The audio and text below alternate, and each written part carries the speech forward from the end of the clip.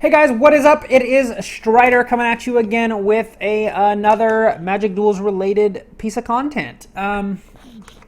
Today, instead of just playing a game like we do a lot of times, or going over a deck and talking about that, I wanted to go over something that I think is important that probably isn't getting talked about enough or thought about enough by a lot of the players. It's just the mana and what it will allow us to do, what we're going to be able to do with these new dual lands, kind of what what our mana base is going to enable us to do. And I want to start out by saying, I accidentally basically completely recorded this before and realized I was only previewing instead of recording, and I was like, oh my god. So I'm sorry if I feel like I might miss things because I thought I already talked about it. But yeah, let's just get into it. I'm going to skip monocolored because there's not a lot to talk about. Just play a bunch of mountains, dude, and just beat down. I guess we could bring up like colorless in there, maybe like splashing colors. Oh, that's another thing. If you know anything about Oath of the Gatewatch and Shadows over Innistrad, or if you'll know that Oath of the Gatewatch has kind of added a sixth color, and that color is colorless. There are cards that require colorless costs. For the most part, I just count that as a color. Like for the most part, you can just call that the same as a color. That's like having a third color in your deck. If you're green-white splashing colorless, you're green-white colorless. So I think most of this will apply here.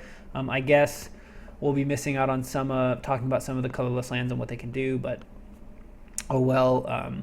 Again, the only thing you really got to be worried about in a monocolored deck is to make sure you don't screw yourself by running too many of those like colorless utility lands, and then you don't have, double red on turn 3 that you need or something. Just be careful of that. But yeah, let's just get right into it. I have 4 mana bases I want to go over today. One for allied colors, one for one for allied color combinations, one for enemy colored combinations. And if you don't know what those are, sorry, I already did this and I feel like an idiot. Let me Google something real quick here. Ally color MTG images. I bet we'll find something. Allied. Okay, cool. So if you flip up the back of a Magic card, you'll notice this looks pretty familiar, right? It's the back of a Magic card. Okay, these are allied colors, right? If they're next to each other, like this. If they are across from each other, they are called enemy colors. And that's kind of important because actually the mana base in each of those is a little bit different. In dual colored in a dual colored deck or two color deck that is allied colors, the mana is a little bit better. That's just because the access to the different dual lands we have slightly skews toward allied colors. And then we will also be talking about a couple 3-color decks, and we will be talking about shards and wedges. If you don't know what shards and wedges are, again, since I already showed you the other thing. So this is a wedge. If you look at the back of a Magic card and you see how there's 1 color here and then 2 against, that is a wedge. A shard is when they are all next to each other like this. And every 3-color combination falls into one of these, so we'll have it covered. Also, in all of my mana bases here, I made sure they had green in them, mainly for Sylvan Ranger, because this is going to be the thing replacing Gatecreeper Vine, in case you didn't know. What Sylvan Ranger does is basically the same thing, except he's a 1/1 instead of a 2/2, and he doesn't get Guild Gates. Or not a 2/2, wow, that card would be insane at a 2/2. An 0/2, I'm sorry. Gatecreeper Vine was an 0/2. Sylvan Ranger is a 1/1 instead of an 0/2, and instead of finding gates or basics, he just finds basics. So I think this card will be pretty popular, just because Gatecreeper Vine was incredibly popular, and I think that for the most part this will just kind of slot in where Gatecreeper Vine did. A 1/1, it is unfortunate he can't find dual lands like Gatecreeper Vine did, but it is interesting to note that he has a 1/1, so he can actually trade with stuff. If they attack with their 2/1, you can be like, oh, blockaroni. All right, so let's go ahead and get into the mana. You'll notice I have the maximum amount of mana fixing, basically in all these decks I try to just incorporate the maximum amount of mana fixing that I could in the land base. For the 2-color decks, I went with 24 lands. For the 3-color decks, I went with 26.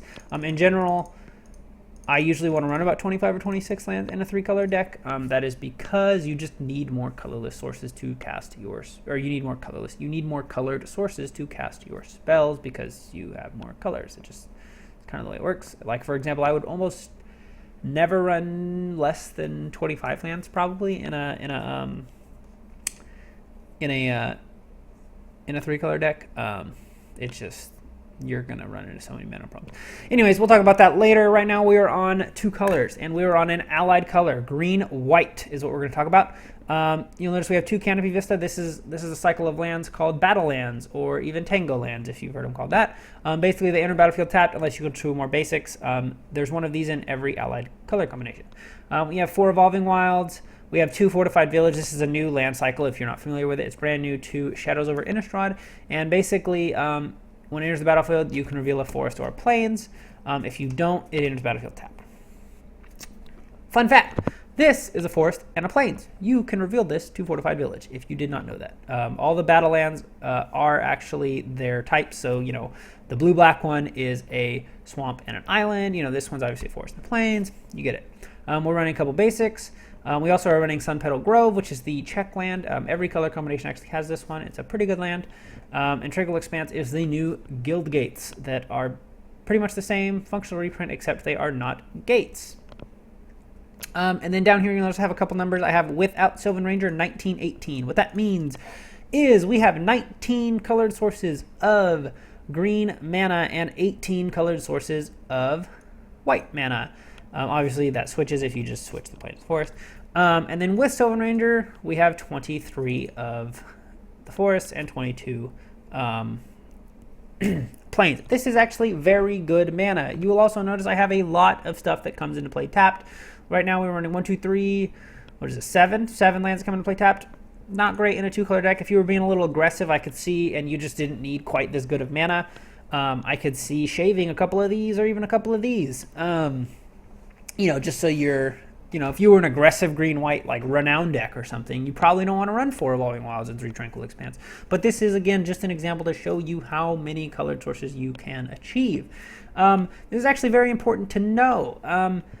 For example, I would never run, if I was not in green and did not have Sylvan Ranger, I would not run, I don't know, a card that had let's say Consul's Lieutenant. Let's say I was in white-red. And this was my mana base, except I didn't have Sylvan Ranger. I would not, it'd be very hard to justify running Consul's Lieutenant because I just would not hit it quite enough. It'd be close, but for me, it would probably be in like the 7. You know what? Actually, I think I do have it open. In my last video that I said I was recording, but I didn't record because I'm an idiot, I actually was showing you guys a really good article that talks about a lot of these colored sources and what you kind of need, and it goes into the math behind it. And I'll just go there right now and we'll look. So for example, Consul's Lieutenant, white, right? So it costs white on turn 2. In a 60-card deck, it needs 20 to hit it 90% of the time. So that's actually pretty good. I probably would, but I would never run a white card in that deck because in order to hit it 90% of the time, you need 22. Especially if you're running more red than white, that's going to be very bad. And when I say need, all these numbers he has on here, I guess I should explain this chart. This is like saying I need 1 red by turn 1 in a 60-card deck. 40 cards is for limited, obviously, so kind of doesn't apply here. 99 cards is for commander, doesn't really apply here either. So, for example, you need 1 colored mana on turn 1. 90% of the time, you're going to need, or if you want it 90% of the time, you're going to need to run 14 sources. These are different. So 2 colored mana by turn 2, you need 20. By turn 3, 19, etc., etc., etc. You get it. The mana is actually very good, though. Like, this is very, very good. 1918 is great. 2322 is even better. Yeah, you could probably get away with running Consul's Lieutenant in this deck if you were slightly headed towards plains. Or even what you could do is you could just you know, up this by 2, minus this by 1, and then boom, you're at 20 planes. 20 white sources. You're good. So you get the point, though. The mana is good in allied colored decks. Enemy colored decks, the mana is a little bit worse. You'll notice these numbers instead of 1918 or 1817. That is because we have one less dual land. The enemy colors just don't have quite as many dual lands as the allied colors. Sucks, I guess. But I mean, the mana is still pretty good. 1817, you're going to be consistently like hitting stuff on turn 4. You're going to be able to cast like double color spells. You're going to be able. I mean, this is still pretty good mana. You also get access to a man land. Play man lands if they're in your colors, please. My goodness, please. They're very good. I don't see a lot of people playing Shambling Vents as much as I'd like, at least. It's a very good card. Same with whatever the green-blue one's called. I think that's more, though, because those color combinations just aren't that popular currently. But yeah, man lands are great. The fact that you get access to one is very good. Yeah, it's pretty much... It is what it is. You'll notice I'm running... These lands aren't actually very good, but I'm just running them again to show you the max we can have. Besides, maybe you're running a deck that needs that extra colored sources, and you're going to run it. Okay, yep, let's go over to the shards. Again, if you don't remember, shards are these. So what we're running right now is a Naya deck, is what you'd call this, red, green, white. And so this shard right here. You'll see right here, I have written 18 center, 16 side. What that actually means is, for example, if this is our shard, this is the center, these are the sides. Makes sense. Yeah, you'll see here we're running all kinds of non-basics. We actually have 6 basics in our deck. And we have 26 lands, so most of our lands are not basics at all. I mean, we need some. Again, I could throw in, if I wanted to go max colored sources, I could put in that cycle of tapped lands like these.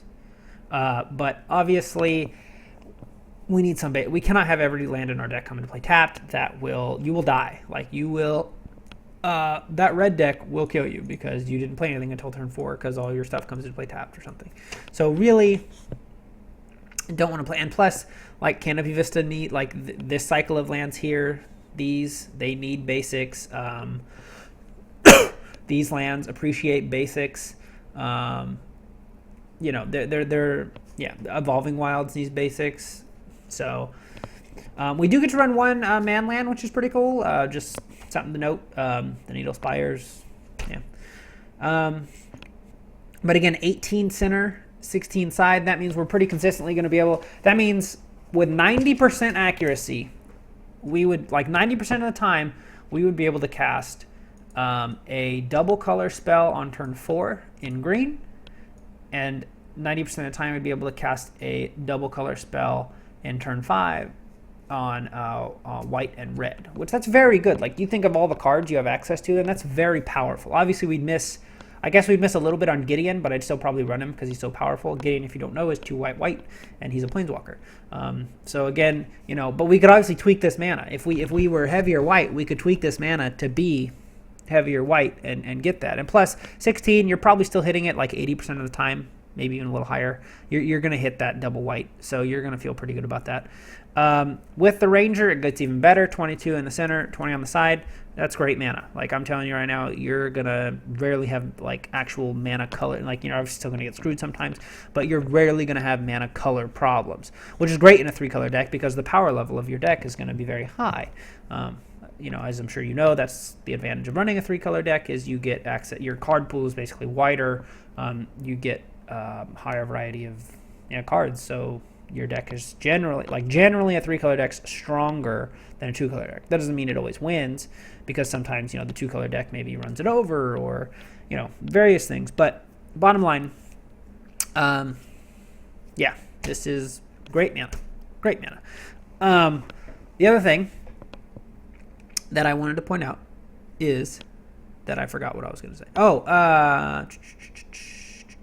Oh, I was going to say, obviously, you could tweak these numbers if, say, you were a red-green deck, but you were splashing white because you needed, I don't know, there was something in white you wanted to splash, or even by, any of the colors. You could obviously tweak this mana to be skewed towards those colors.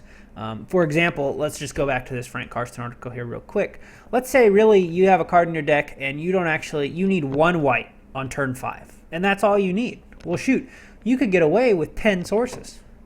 I mean, then you could put your other mana toward, and that's 90% accurate. Like, you're going to hit that with 90% of the time. So you could put those other sources into making sure you're hitting your red and your green more consistently. So, just be aware of that. Yeah. So you'll notice this is like pretty much even. We're running every dual land we can, and an even number of basics, and we get just. You'll notice it's a little bit concentrated on that center color. So obviously this mana, the shards kind of want you to play primarily that. I mean, not 18 and 16 is not that big of a difference, but skew a little bit towards that middle color. Wedges are interesting because they do the opposite, kind of. I would say wedges let you play a more even mana base easier. So again. If you don't remember, wedges are the opposite of shards. Wedges, so the wedge we're actually looking at right here is black, white, green. Black, white, green, black, white, green. And you'll notice that we have, let's see. Oh, did I miscount? Let me look at something. I think I did. 1, 2, 3, 4, 5, 6, 7, 8, 9, 10, 11, 12. E, I did. My apologies. Let's see. 1, 2, 3, 4, 5, 6. Yeah. Okay. So yeah. So like I said, I messed up a little bit on this. Good thing I caught it now, I guess. But the center color here is black. And if you'll notice, we have 1, 2, 3, 4, 5, 6, 7, 8.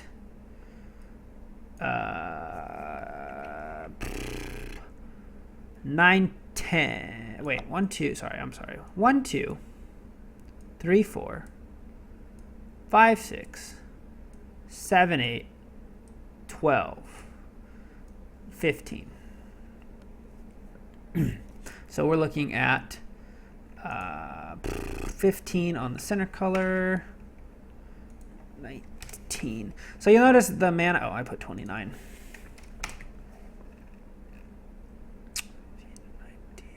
Is that right? Is that what I have? And that's with actually adding an extra one to the swamp. So if we went, for example, like this, and let's say we added it back over to the forest, you'll notice this number goes down a little bit.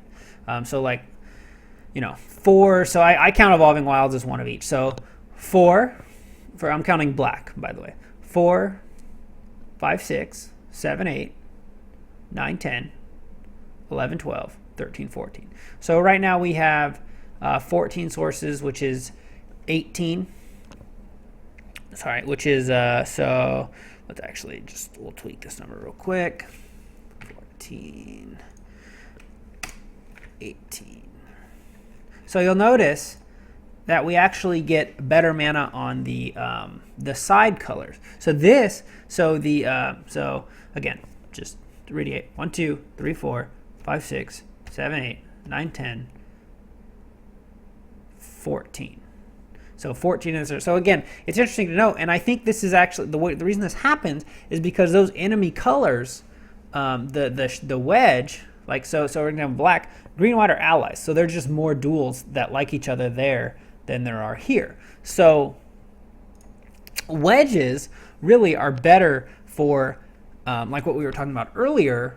I believe, where you play a 2-color deck and you're kind of splashing that 3rd color because you're gonna get really good mana on that. On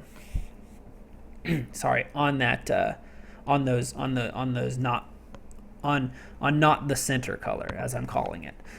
So you'll see here we have 14 center and then 17 on the side. So like green has 1, 2, 6, 7, 8, 9, 10, 11, 12, 13.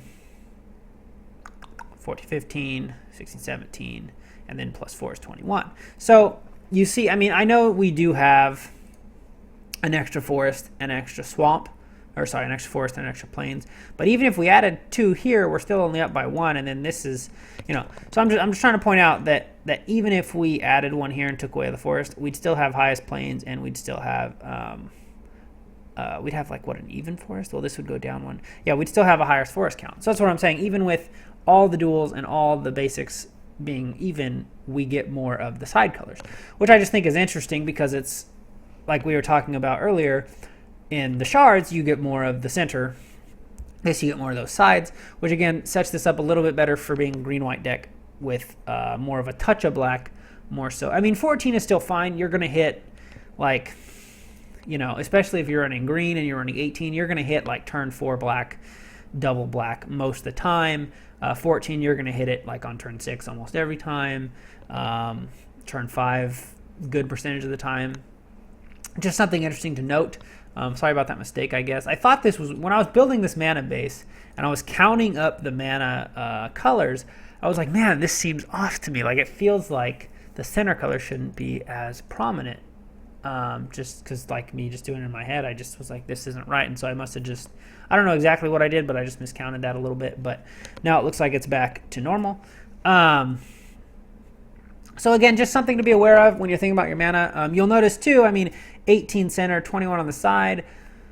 That's just not quite as good as 22 on the center and 20 on the side. Like, you're just getting a little bit better mana here, I would say. But again, you do get, this is not that bad of mana. Like, I'm not trying to sit here and say you're getting bad mana. Plus, you do get double the man lands, which again in the late game is going to be great because you're sitting there and you can activate your dudes and attack while we're all just top decking and waiting for something to happen. Plus this can trade with anything. This can get you life back. I don't know. It's just, man, those are great. Play them. But yeah, that's about it. I'll make sure and link. I'll link that Frank Karsten article I was talking about just so you guys can take a look at it. I'll link these mana bases so you guys can play with. I guess that's about it. I don't really have anything else to add. If you guys have any questions, let me know. I'll post this on my YouTube channel, and yeah, you guys can check it out. Thanks for watching.